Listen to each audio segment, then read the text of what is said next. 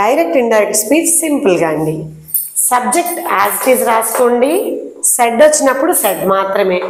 Said to వస్తే told అండి, said వస్తే సెడ్డే. కామా ప్లేస్లో దట్, కంజంక్షన్ దట్ వాడాలి.